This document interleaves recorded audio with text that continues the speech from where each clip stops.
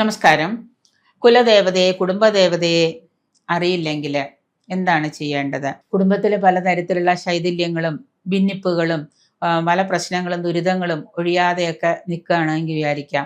അങ്ങനെ വരുമ്പോൾ വർഷത്തിലൊരിക്കലെങ്കിലും നമ്മൾ കുടുംബത്തിൽ തന്നെ ദേവീ മാഹാത്മ്യ പാരായണം ഏതെങ്കിലും ഒരു ആചാര്യനെ വിളിച്ചു കൂട്ടി കുടുംബാംഗങ്ങളെല്ലാവരും കൂടെ കൂടിച്ചേർന്ന് വളരെ കുറഞ്ഞ ചിലവിൽ ദേവീ മാഹാത്മ്യ പാരായണം, അതുപോലെ ലഘു ചണ്ഡികാ ഹോമമുണ്ട്, ചെറുത് രീതിയിൽ ലഘു ചണ്ഡികാ ഹോമം നടത്തുക. ഇത് ചെയ്യുന്നത് വളരെ ശ്രേയസ്കരമായ കാര്യമാണ്.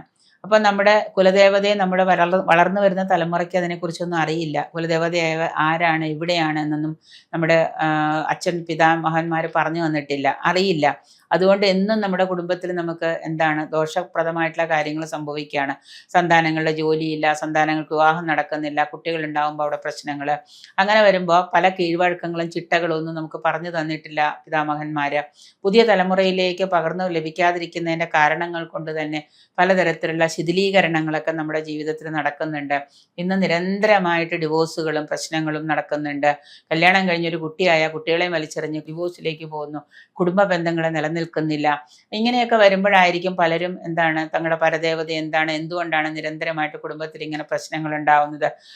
മക്കൾ ഒരുപാട് പഠിച്ചു, മക്കൾക്ക് ജോലിയില്ല, പഠനം കഴിഞ്ഞിട്ടൊന്നും കിട്ടുന്നില്ല, പഠനവുമായിട്ട് ബന്ധപ്പെട്ട് തൊഴിലില്ല, വിവാഹം നടക്കുന്നില്ല. ഇങ്ങനെയൊക്കെ വരുമ്പോൾ നമ്മുടെ കുലദേവതകളെ നമുക്കറിയില്ല എന്ന് വരുമ്പോൾ നമ്മൾ വർഷത്തിൽ ഒരിക്കലെങ്കിലും ലഘു ചണ്ഡികാ ഹോമവും ദേവീ മാഹാത്മ്യ പാരായണവും ഒരു ദിവസം നമ്മൾ വീട്ടിൽ ചെയ്യാൻ ശ്രമിക്കുക. അന്ന് നമ്മുടെ കുടുംബാംഗങ്ങളും സന്തതികളും സന്താനങ്ങളും എല്ലാവരും ഒരുമിച്ച് കൂടി ചേർന്നിരിക്കുക.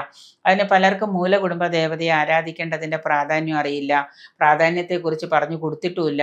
പ്രതിസന്ധികൾ വരുമ്പോഴാണ് എല്ലാവരും ഓട്ടം തുടങ്ങുക. ഇന്നാണെങ്കിൽ എല്ലാവരും വിദേശത്തേക്ക് കുടിയേറി പാർക്കുന്നത് കൊണ്ട് കുടുംബത്തിന് മൂലകുടുംബം ഒന്നും നോക്കാൻ പോലും ആർക്കുമില്ല. തിരിയും വെട്ടവും വെളിച്ചമൊന്നും ഇല്ലാതെ പരദേവതകൾ അന്യം നിന്ന് പോകുന്ന കാലമാണ്. അപ്പോൾ അങ്ങനെയുള്ളവർക്ക് കുടുംബത്തിൽ എന്തെങ്കിലും ചെയ്യാൻ പറ്റുന്ന കാര്യങ്ങൾ ഈ തരത്തിൽ ചെയ്താൽ നമ്മുടെ കുടുംബദേവതയും കുലദേവതയൊക്കെ നമുക്ക് ശ്രദ്ധിക്കാനും അവരുടെ ഗുണങ്ങൾ നമുക്ക് കിട്ടാനും ഒക്കെ ആയിട്ട് സാധിക്കും.